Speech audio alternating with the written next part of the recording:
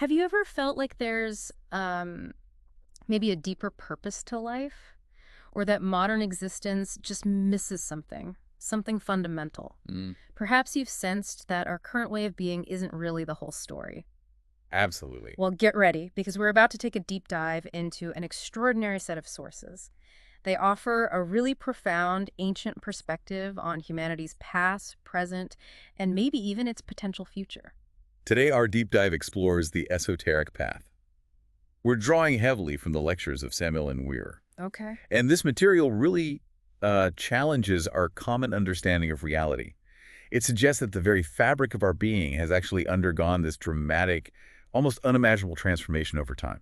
And what we're going to unpack today is this, well, fascinating blend of Gnostic wisdom. It's going to take us on a journey from like a mythical golden age Right. to the startling mechanics of what the source calls the ego, but maybe not as you typically think of it. Exactly. It's different. And then into some truly surprising practices that aim for, well, nothing less than complete self-realization. So buckle up, because your perspective might just shift by the end of this. So to kick us off then, what is the fundamental purpose, the core mission of this esoteric path, according to these sources? Well, at its very heart, this path is all about profound self-transformation. Okay. It's really a quest to become truly self-realized, to reach a state of perfection. Perfection. Yeah. Oh. The source defines Gnosis as the fundamental pure flame from which all religions, all true wisdom, originally sprouted. The source of it all. Sort of, yeah. It emphasizes deep intuitive knowledge and wisdom, and it literally means to link the soul to God. Okay, now this is where things get really intriguing for me, because the lectures paint a picture of a past for humanity that is just radically different from anything we typically imagine. Tell us about this golden age. Right. Imagine a time before what the source calls the abominable Kunda buffer organ emerged within us. Kunda buffer organ. Okay. Life was profoundly distinct. Our essence, our pure consciousness, it wasn't bottled up or trapped within an ego like it is today. Mm-hmm. Our inner organic centers were described as resounding boxes, vibrating in harmony with universal energies. Like instruments. Kind of, yeah. It was an Edenic, almost Arcadian era. There was no concept of mine or yours. Yeah. People freely shared from their neighbors' orchards. Nature wasn't something separate. It was deeply felt as a living, conscious organism. Wow. And get this, the golden language was the only one spoken, a universal tongue that predated all the many divided languages of the Tower of Babel. That sounds absolutely idyllic. But what about reproduction during this golden age? How did that work if things were so different? Well, reproduction then happened through something called Kriya Shakti, Kriya Shakti. which the source describes as the profound power of yoga and sheer willpower. Willpower. Yeah. The sexual act itself wasn't a casual thing at all. It was a sacred sacrament, strictly performed only in special temples. Only in temples. And under the guidance of wise beings called Kumaras, it certainly wasn't done outside of these sacred spaces. So if humanity was in this perfect, harmonious state, what happened? How did we fall from that Edenic existence? Right, the fall. It's intricately tied to the Lemurian epoch. Lemurian. This was a period when the Earth's geological crust was incredibly unstable, constantly trembling. So to stabilize the planet, humanity's leaders, who apparently understood how human organisms transmit energies to the Earth, they made a profound decision. Which was? They implanted an alteration in humanity, this abominable Kunda buffer organ. They implanted it. That's what the source says. It was meant to modify cosmic forces transmitted through humans to help stabilize the planet's crust. That's a huge, almost scientific-sounding intervention. But then what caused its development or persistence in us in a negative way? Why do we still have its effects? Well, the source is quite clear on this. The negative side effects of this organ and its eventual development into what we now experience as the ego, it was all due to the abuse of sex. The abuse of sex. Yes, symbolized, much like in the myth of Adam and Eve, by eating the forbidden fruit. Okay. Specifically, it refers to fornication, performing the sexual act outside the sacred temple. This is described as spilling the cup of Hermes Trismegistus. Spilling the cup, like wasting the energy. Exactly. The lecture even gives an example. Jave, described as a fallen angel and master. He supposedly betrayed the sanctuary of Vulcan by practicing black tantrism, which is sexual magic with ejaculation. Oh. He even tried to get his wife, who was an incarnated Elohim apparently, to join him, but she refused and divorced him. And so she avoided the fall herself. So these specific sexual practices were directly linked to this fundamental, almost catastrophic change in human consciousness. That's quite a connection. Precisely. As a direct result, the igneous serpent of our magical powers, which is what the Source calls the Kundalini. The Kundalini energy. Right, this vital energetic force that was once victoriously lifted within us, it descended. It became entwined 3.5 times within the Muladhara chakra at the base of the spine. Entwined. Trapped. Kind of. Yeah. This Kundabuffer organ then projected downwards from the coccyx, becoming what's described as the famous tail of the biblical Satan. Wow. Okay. And while the original purpose, stabilizing Earth's crust, was achieved, it permuted cosmic energies into lunar energies. The consequences for humanity were, well, incredibly dire. And what were those lasting consequences, the ones that still affect us today? Well, even after these leaders later resolved to remove the Kundabuffer organ, apparently they made errors in their mathematical calculations. Errors? Oh, no. Yeah. And as a result, its evil consequences regrettably remain deeply imprinted within what the Source calls the 5 cylinders of the human organic machine. The 5-cylinder. Our intellect, emotion, movement, instinct, and sex. This is what ultimately left us with a pluralized I, which is essentially our ego. The pluralized I. The Source states quite directly that if not for this cosmic mistake, humanity would not have the ego as we know it today. So the ego isn't just one thing then, not a unified self, but a pluralized I. That's a fascinating way to describe it. How does that actually manifest in our daily lives? This is a really crucial concept to grasp. The Source explains that each I is almost like a complete mini-person within us. A mini-person? Yeah, possessing its own 3 brains. Intellectual, emotional, and motor, instinctual, sexual. Each I has all 3. Apparently so. Which means each I has its own mind, its own ideas, specific emotions, and its own will. Its own will. Yeah, imagine that. Individual wills constantly clashing within us. That's what creates significant and inner conflicts, confusion, contradiction. That makes a lot of sense, actually. Right, and the lecture notes that new eyes are constantly being born, even from subtle reactions to things like, a sudden storm or the warmth of sunshine, and old ones die off. So it's constantly changing. Constantly. It suggests we might harbor eyes of thievery, even if we've never stolen anything. Or homicidal eyes, even if we'd never hurt anyone. Even if we think we're good people. Exactly. Or eats related to prostitution, even if we consider ourselves completely righteous. The Source doesn't really pull punches here. It says there's profound darkness within us. And that in this state, we essentially live like miserable robots. Miserable robots. Ouch. So if we're operating like these robots, seemingly controlled by these multiple fragmented ayas, how does one even begin to gain control or agency? The path's answer is pretty direct. To acquire an authentic, sovereign will, a will powerful enough, maybe like Moses, who could command the elements, right, one must destroy the ego. Destroy it completely. That's the term he's... Currently, our true superlative consciousness, our genuine awareness, has been largely displaced. It leaves us as these miserable robots, essentially controlled by these unknown forces, these eyes, operating beneath our conscious awareness. Many spiritual traditions talk about great teachers or messengers, don't they? How do these historical figures fit into this understanding of the ego and this esoteric path? Yeah, absolutely. Throughout history, powerful messengers or avatars, figures like Ashiata Shimash, Buddha Gautama Sakyamuni, and Jeshua ben Pandira, who many know as Jesus of Nazareth. They arrived to explain this esoteric path, and critically, their teachings, according to this source, specifically addressed the Kundabuffer organ and its profound negative consequences for humanity. They knew about this organ. Apparently so. That's what the source indicates. And what's truly fascinating here, I think, is the idea that Buddha and Christ, rather than being competing figures or separate entities, actually complement each other within this framework, right? That's where it really gets thought-provoking. The lecture reader recounts a scene in a Japanese Buddhist monastery where a master illustrated this beautifully. How so? He tied a thread from one thumb, which he said represented Christ, to the other thumb, representing Buddha, to show there are 2 factors within us. 2 factors within us, okay. 2 essential parts of our inner spiritual landscape. The teaching tells us that Siddhartha Gautama Sakyamuni brought the doctrine of the inner Buddha, which is described as our innermost, or Atman Buddhi. This inner Buddha is said to dwell in the Milky Way, but it's intrinsically connected to each of us. In contrast, Jesus of Nazareth brought the doctrine of the inner Christ. And this is a really crucial distinction here. What's that? Christ, in this context, is not understood as an individual, Not a single person or an I. Not a person. No. Instead, it's seen as a cosmic force, identified as the second logos, described as an energy, into electricity or gravity, Oh. or perhaps even the universal fire of life. A universal fire. Yeah, this incredibly powerful force, the source states, can express itself through any duly prepared human being, whether male or female. Any prepared person. That's the idea. Examples given include revered figures like Quetzalcoatl, Moses, and Krishna.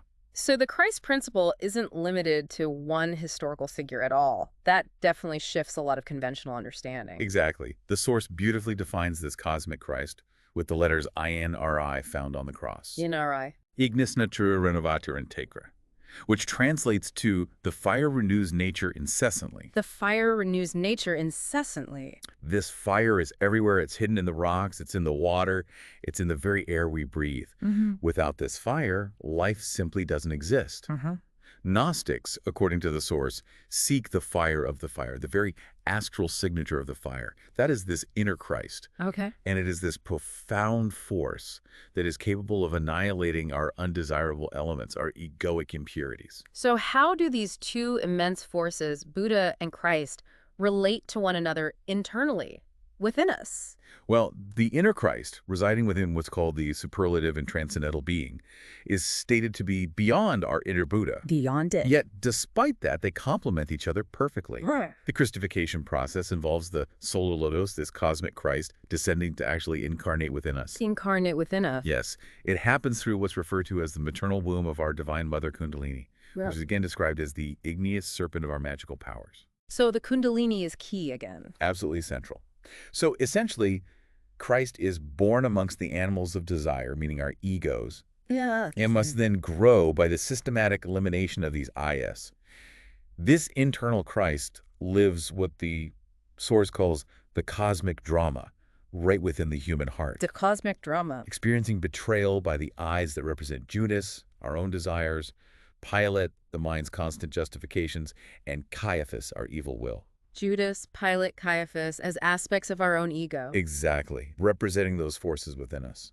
And what's the ultimate outcome of this internal Christification, this profound inner process? The source states that Christ kills death with his death within us, Kills death. meaning Christ, as this internal force, resurrects us, makes us immortal, transforms us into what the source calls glorified masters. Glorified masters. And the lecture really emphasizes that this resurrection isn't some distant future event for everyone. It's something that must be attained now, in this very moment. By psychologically dying within ourselves, which means by eliminating the ego. This raises an interesting point then. Does this framework suggest there are different types of Buddhas? Yes, precisely. The source differentiates between two types. First, transitory Buddhas, Transitory. meaning they are still actively fighting their ego and haven't fully incarnated the inner Christ yet. Still on the path. Right. And then there are permanent Buddhas, or Buddhas of contemplation. These are the ones who have successfully Christified themselves. Ah, okay. And Buddha Maitreya, often thought of as a specific future figure in Buddhism, is presented here more as a title, not a specific person. It's a title for any Buddha who has achieved this complete Christification. So Maitreya is a state, not just an individual. That seems to be the implication here, yes. Yeah. The lecture even predicts a powerful future religious blend, Really? where the very best of Buddhist and Christic esotericism will fuse together, forming the ultimate Gnosis. Wow. Okay, so this all sounds incredibly profound and transformative. But for us, for the listener, what are the actual practical steps, the real-world practices, to embark on this esoteric path and begin to eliminate the ego? Well, the absolute core starting point, the foundation, is psychological self-observation. Self-observation. This means developing an alert perception of your own inhuman psychological aggregates, what we've been calling your I's. Seeing them clearly. Exactly. Most people, the source notes, don't even acknowledge they have a particular fragmented psychology. They tend to believe they're one unified self. Right. But once you begin to truly acknowledge this possibility and look inward, you can start to observe yourself in a new, really profound way. And once we observe these eyes, these internal fragments, how do we actually get rid of them? It sounds like a massive undertaking. It is, absolutely. Yeah. But the source emphasizes that these eyes must be actively dissolved, disintegrated, and pulverized. Pulverized. Strong word. It is. And this isn't just a mental exercise. It requires the powerful assistance of Devi Kundalini Shakti. The Divine Mother Kundalini again? Yes, described again as the igneous serpent of our magical powers.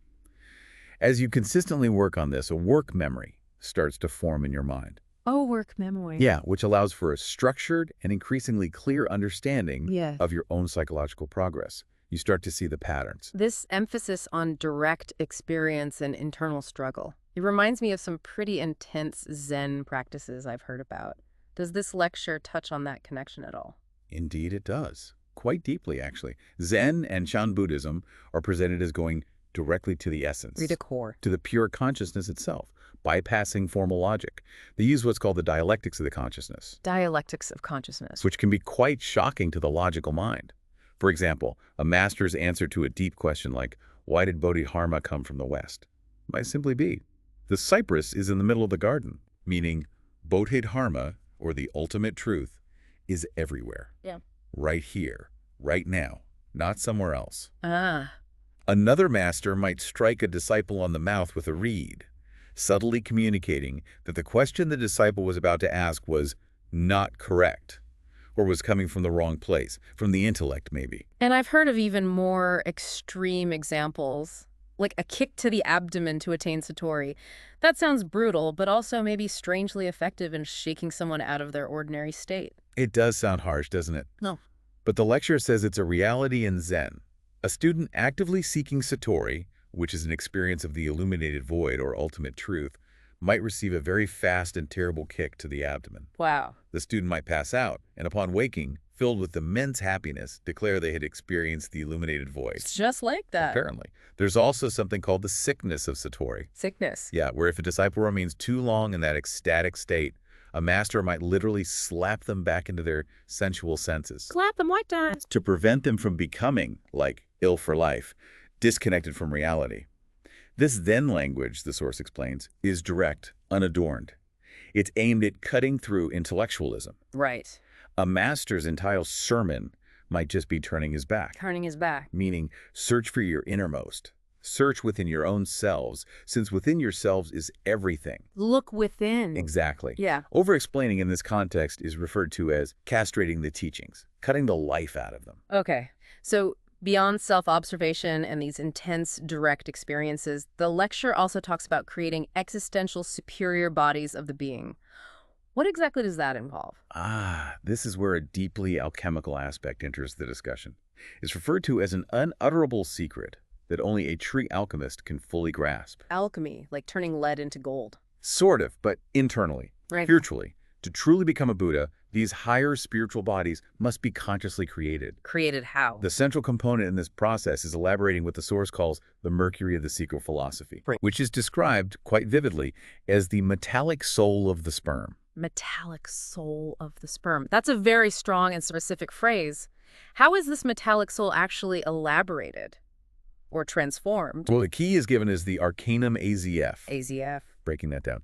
The A refers to aqua, or water, meaning the glandular sexual secretions, or what the source calls the sacred sperm. Right. The F is fire, or fohat, which is absolutely essential for its spiritual elaboration, its transformation. The Kundalini again. Linked to it, yes. Okay. The secretum secretorum, the secret of secrets, is the connection of the lingam yoni within the perfect matrimony. Sexual union. Yes, but, and this is the vital non-negotiable condition, the cup of Hermes Trismegistus must never in life be spilled. Meaning, quite explicitly, avoiding the physiological orgasm. So it's fundamentally about transforming that sexual energy rather than expending it. Exactly. The source explains it in stages. The first mercury is the raw sexual energy. Okay. The second mercury is its refined metallic soul. The transformed essence. Yes. And the third mercury is this mercury fecundated by fire, or sulfur. This sacred sperm, this energy, isn't wasted. It transmutes into powerful creative energy. And where does it go? It rises to the brain through subtle sympathetic cords.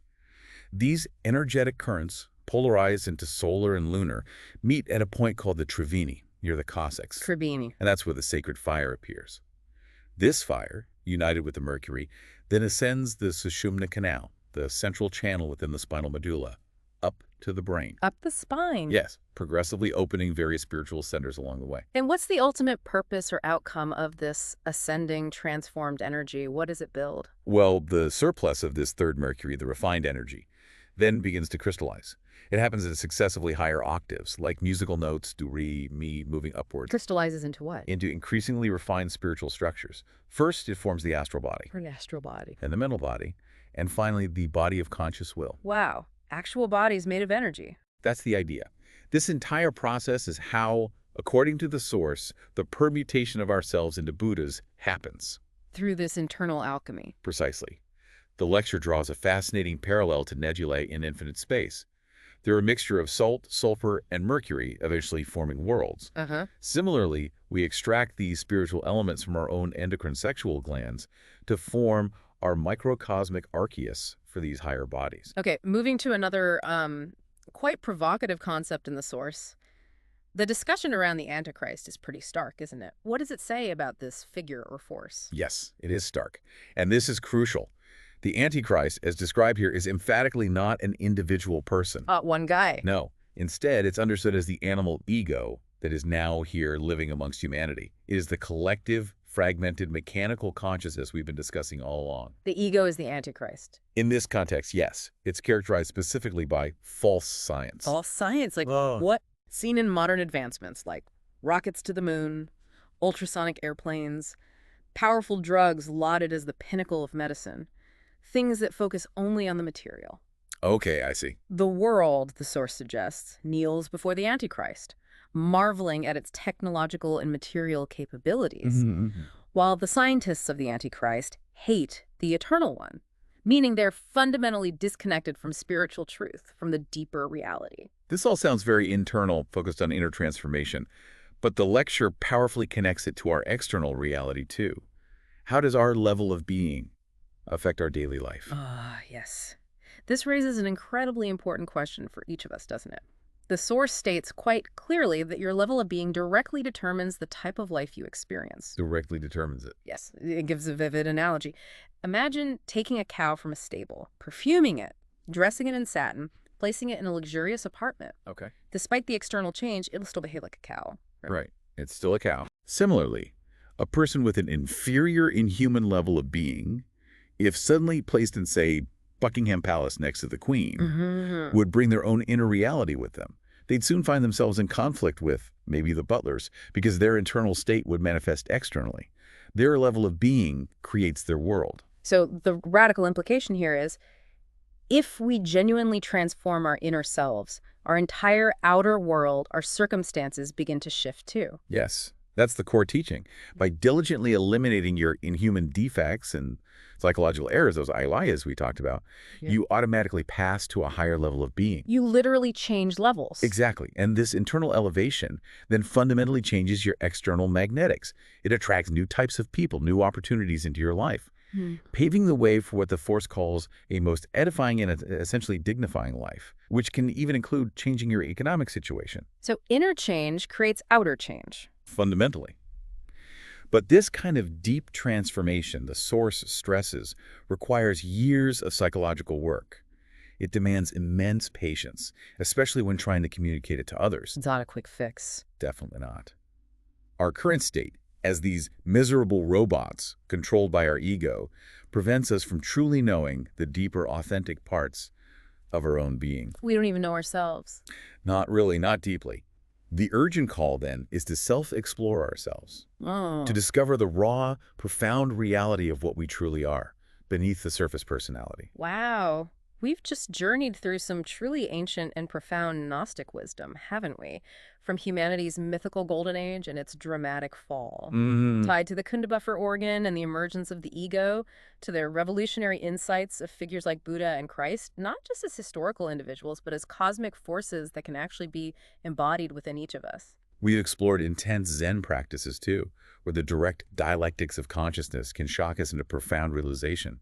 And we even touched upon the deeply alchemical process of transmuting sexual energy. Right, the Arcanum AZF. To create higher bodies of being. All of this, as we've seen, is ultimately aimed at conquering the ego and elevating one's entire level of being. These sources definitely paint a stark picture of humanity, maybe as miserable robots driven by unconscious eyes. But what's powerful is that they also offer a clear, albeit very challenging path to genuine self-realization and liberation. So the question becomes, what does this all mean for you personally?